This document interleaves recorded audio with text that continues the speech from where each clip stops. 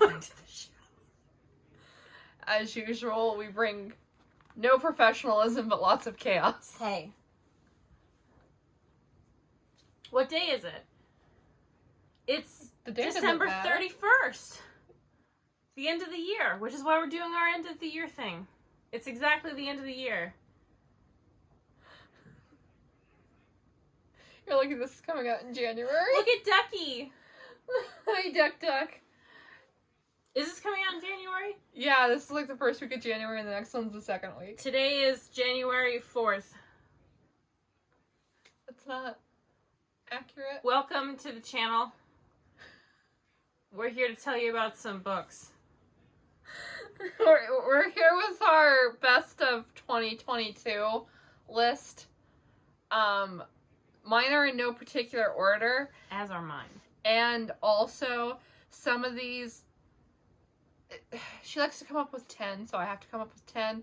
I don't have 10 bests, so some of these I enjoyed them quite a bit, but I wouldn't count them as favorites. I don't have 10 worsts. I have 10 bests, but I don't have 10 worsts, so I guess that means this year was not a flop. All right. What was your... Well, let's start the list. Best first? Do you want me to start, or...? Sure. Okay.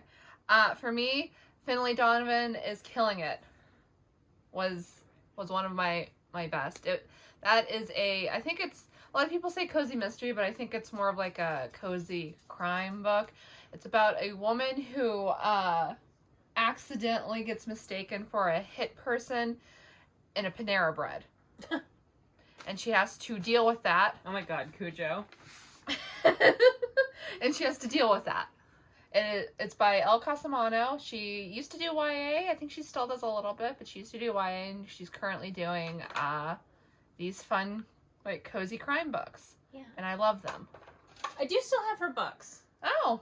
Neat. I used to read her young adult years and years ago.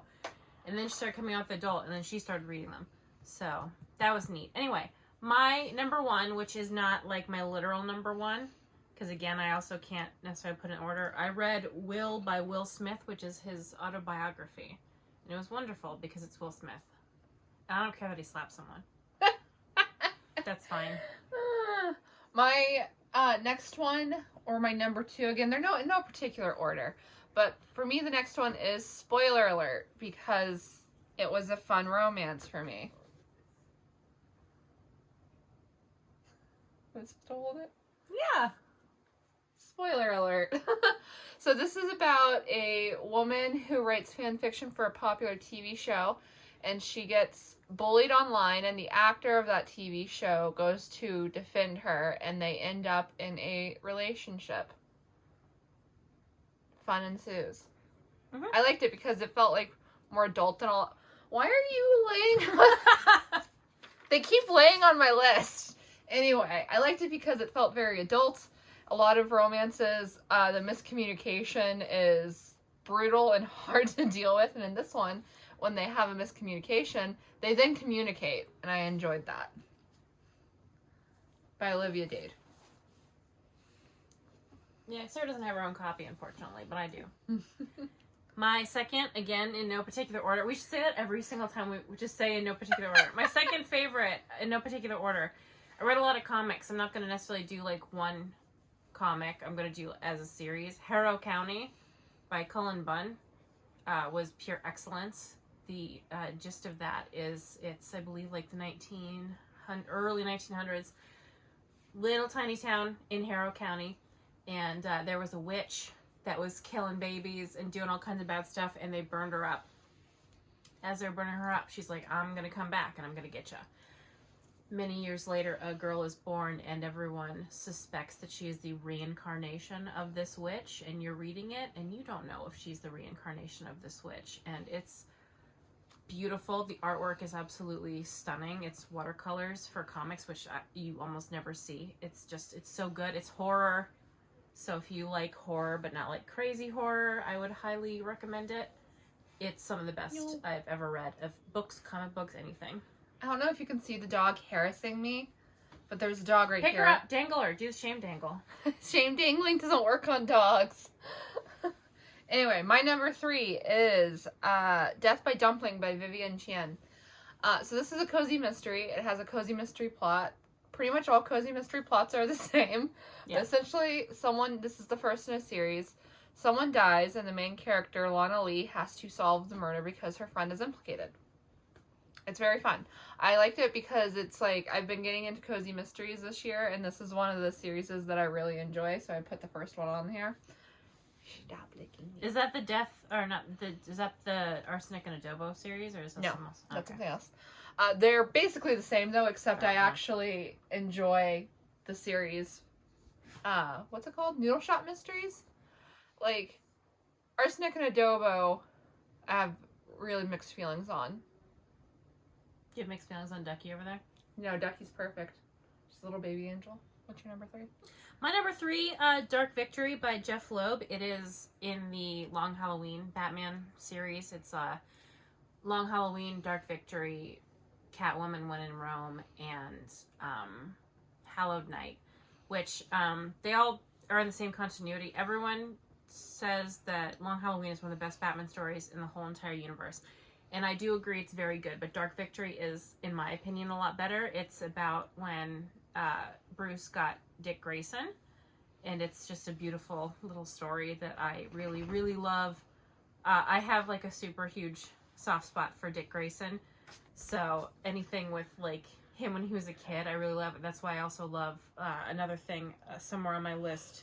I have an honorable mentions. I'll talk about that later though, but it involves Dick Grayson. All right. My number 4 is Soul Taken by Patricia Briggs. Let me move my list because the dog's laying on it again. Soul Taken is the latest in the Mercy Thompson series, which is my favorite series. Ma'am, stop harassing me. Which is my favorite series. I can't say too much about this one because it's like, there's a lot of things tying into the stop with my list. Jesus. I don't understand what's happening. She licked it. She licked my list. Anyway, basically, a character named Wolf, who is like a big scary, goes missing, and Mercy has to find him. That's my number 4. I haven't read that one yet. Mine is I'll say as a series. Oh wait, no, my next one, Robin and Batman by Jeff Lemire, who also wrote my favorite Moon Knight. Again, Robin and Batman is about Robin and Batman. It's when Bruce first got Dick and he's kind of like training him, and Bruce is like a really not great dad. And it's also got a Killer Croc subplot, which is really great. I'm not normally a Killer Croc person, but every once in a while someone writes a Killer Croc story that really like cuts at you. It's very interesting because I've never seen, other than like one Penguin story, I've never seen a specific character where when someone really nails a story by him, it is painful. But it's really good. If you like Dick Grayson, if you like the father-son stuff with Batman, I highly recommend it. Robin and Batman by Jeff Lemire. All right, my number 5 is The Romantic Agenda. I don't remember the author's name. I'll just pop it up right here when I can. So The Romantic Agenda is a romance novel. It's an adult romance novel about an asexual main character. And it's Sunshine and Grump, which is... That's us. which is one of my favorite tropes. And I also just really enjoyed it because it is, in fact, about an asexual protagonist. And you don't see those, especially not in romances. So you really, really don't. Yeah. So yeah, basically, I think her name's Joy. Joy is best friends with someone, and she's in love with him. He's also asexual, but he's getting married. So she goes on a vacation with him, and his fiance brings her best friend, and that's the Sunshine Grump relationship. And it's also fake dating because they're trying to break up the other couple. So. Neat. My next one is the Black Dagger Brotherhood series as a whole, because I read most of them this year. Obviously, by J.R. Ward, we're doing an entire thing on it. So Yes. I don't really need to get into it. You know what it is, most likely, if you're watching. If you don't, it's about vampires. Yeah, it's vampire romance. Romance. With smut. It's slutty romance. Yeah. Watch the backlog of those videos if you want our opinions on it. Yeah. All right, my number 6 is I'm Glad My Mom Died by Jeanette McCurdy. That one was... I'd go fetch it if I wasn't lazy. That's Jeanette McCurdy's memoir, essentially. It was very sad. It feels weird putting it on best of list, but I did enjoy reading it quite a lot. It's just, memoirs are weird. It's so personal that it feels like any opinion you have is applied to the person, which that's not necessarily the case. Yeah. But it was good. It's not on my list, but I also really enjoyed it. I have a copy over yonder. Yeah. So yeah. My next is Deceased by Tom Taylor. It's another comic book that I have over there. It's I guess I don't know what gets considered like official Elseworlds, but it's like Elseworlds. It's zombie apocalypse. The character Darkseid releases the anti-life equation into Cyborg, and Cyborg accidentally like puts it in everyone's technology. So if you are near any technology, it turns you into a zombie. So a very small amount of people are not turned into a zombie, and that's what it is. There's Deceased, and then there's like Unkillables, Hope at World's End. There's a lot of little spin-off sequels to it, but Deceased, the main one, is my favorite. So if you like zombies and Batman, well, if you like zombies, if you're looking for Batman, I probably wouldn't read this specifically.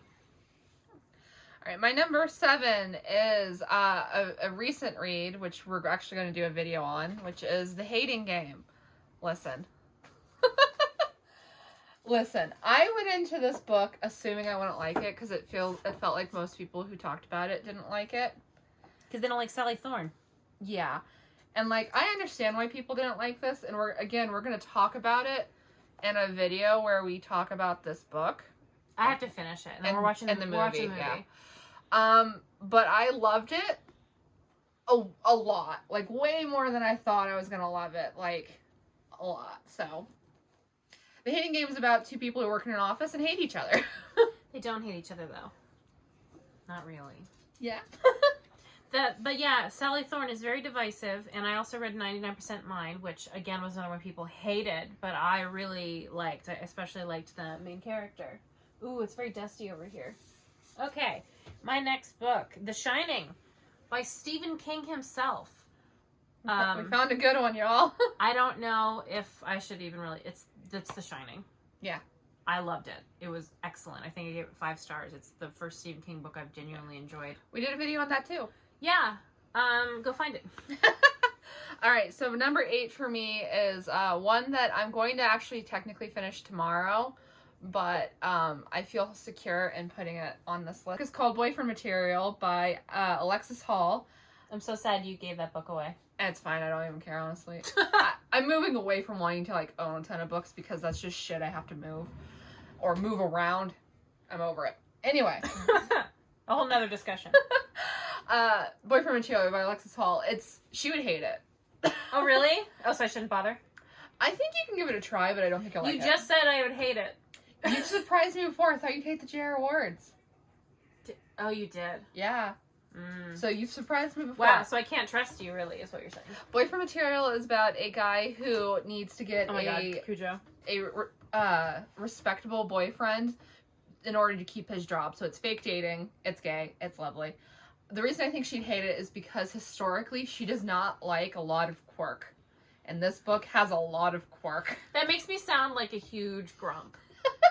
That makes me sound like such a fuddy-duddy. It's like, oh, she doesn't like joy. She doesn't like fun things. Well, when you read that, we're going to be back to doing vlogs, and you can explain to them your exact thoughts on the quirk. I guess it's just like if it feels forced. I don't know. I'll get into it when something comes up. Yeah. I guess I'm not a goofy gal. I'm not a silly Billy, if you will. She just feels like a lot of times when authors make a lot of their characters quirky, it's to give it personality as opposed to just having it happen naturally, and she doesn't like it. I, in general, tolerate it better than she does.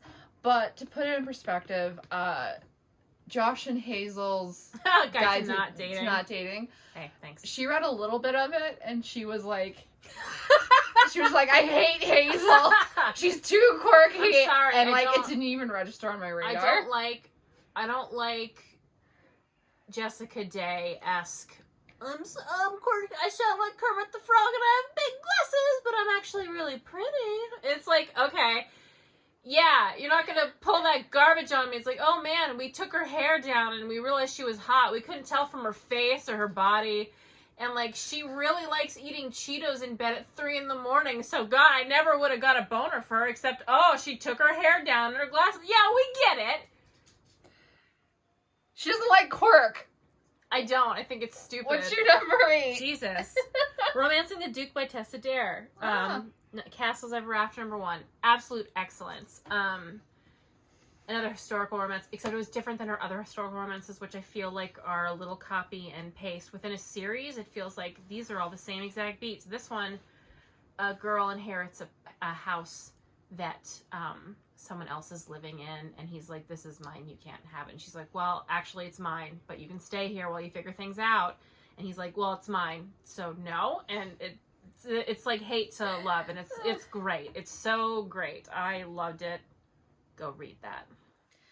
Next up for me, for number 9, is Well Met by Jen DeLuca. It's kind of like for the series, because, like, I enjoy this series a lot. It's kind of weird because, like, I don't really have any complaints about the series, but also it's not quite hitting it for me, but, like, enough to make it in my top, I guess, but not enough to make me gush. But essentially, these are romances centered around a Renaissance fair.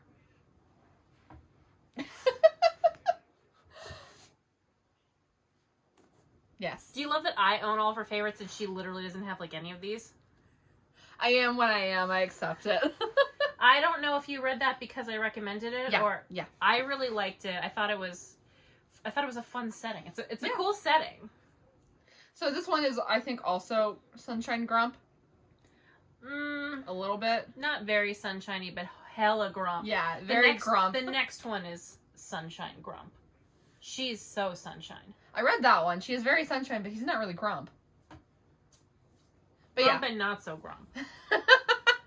So anyway, this is about a woman named Emily who moves to a small town to, I think, help her sister out, or is she running from a bad relationship? One of the two. No, she's there, I think, because her sister got into a car accident, right? And she has a broken leg? And her niece wants to join the Renaissance Fair. And Renaissance Fair. And the recruiter for the Renaissance Fair is just, like, very good at her job, so coerced her into joining as well. And she is having a hate to love with the guy who runs the Renaissance Fair. Yeah, he's here to kick butt and chew bubblegum, and he is too sad to kick butt and he doesn't have any bubblegum. Just like this. Okay. I'm gonna have to fix this later. What a mess. Okay, next, Slewfoot by Brom. I have it. I also have a signed poster of it. That book is good for her. Takes place in 1666. A woman is in a very puritanical little town. No one likes her. She's new because she doesn't know the rules, and it's all very obsessed with God, and everything she does is wrong. And then her husband dies, so she's all alone. And then this demon man comes, and he's just like, what's up? I like you. You're cool. And she's like, neat. And then they have a whole entire thing, and it's a good for her story. It's her dealing with this little town. Unfortunately, there is no romance in it. There is no banging the devil, which I was really hoping for, but it's still super great. So if you like The Witch, but want something that's a little more good for her, has a better, more slam home ending of just violence, read Slewfoot. All right, next for me and last, number 10, is To Sir Philip with Love by, what's her name? This doesn't Julia Quinn. This doesn't bode well. The reason I have this on there is because we're reading the Bridgerton novels. We still have the last 2 that we have to read, and we're reviewing them. And I hated the 5 that came before this. Yeah, this was pleasant. This was number 6, right? I don't know. It doesn't matter. I hated the ones that came before this, and this was good, and it gave me hope. Hate the ones that come after, because the one right after this we didn't like. Yeah, so this is about a woman named Eloise who is tired of being a spinster, so she's been corresponding with a man named Sir Philip, and he wants a wife to raise his children, basically. Same. And she's just like, all right, and so she runs off to meet him, and it's their love story. Can you see my child? Yes, I can. This was not on my list. I was tempted to put it on my list. I'm glad that we have a completely separate list, though, this time. Yeah. No overlap. And if you're curious about that, there's a video. Yeah, don't get your hopes up with the other books. Anyway, My next book, I Am Suicide, which is the second book in the Tom King run of Batman Rebirth. I had to eat my words a little bit with Tom King because I have been singing the anti-praises of that man for many years, saying he's an absolute hack, which, to be fair, sometimes he is. But other times he makes me cry at 4 o'clock in the morning by myself in my room. I can't really say what this one is about because it's in the middle of a series. The reason it's one of my favorites is because Batman is reflecting on like why he's Batman, and I will leave it at that so I don't get emotional on camera. All right. Well, we hope you enjoyed. I'm not. What? I got one yeah. more. I got one more. Is that? Yeah, it's more than 10. I miscounted. Okay, that'll go in my honorable mentions. All right, honorable mentions. Honorable mentions: Super Sons by Peter Tomasi, who is one of my very favorite writers of all time. And then Earth 1 Batman. Jeff Johns, I believe, wrote that. It's just alternate version Batman, which is pretty much the same, but slightly different in very deeply interesting ways. Like Bruce and Alfred's relationship is different, and the bad guys come differently. And Martha, his mother, is Anne Arkham, and she had like mental problems. And it's just really neat because it's like a little bit different. And there's only 3 of them, unfortunately. It doesn't really get into as much as I would want, but they're just like a very interesting read for someone who's incredibly familiar with the Batman canon. Next, my other honorable mention, Something's Killing the Children by James Tynion IV. It's about something killing children. It's a comic book. So it's got very, very graphic imagery of children being murdered and having been murdered and just piles of child corpses. So if you cannot handle that, don't even try it. Genuinely, I'm not kidding. I know everything I say sounds like a joke. If you think it could upset you, don't even open one because it's super, super graphic. It's a lot to deal with, so don't. But if you think you can't handle it, it's very good. It's monster hunting. All right. Well, I hope you enjoyed this video. If you have read anything on our lists and have opinions on them, feel free to talk to us about them. I want to know other people's top reads. Specifically the positive ones, not the bottom ones, which I care less about. All right. Well, we will see you in the next one. Yeah. Goodbye. Bon voyage.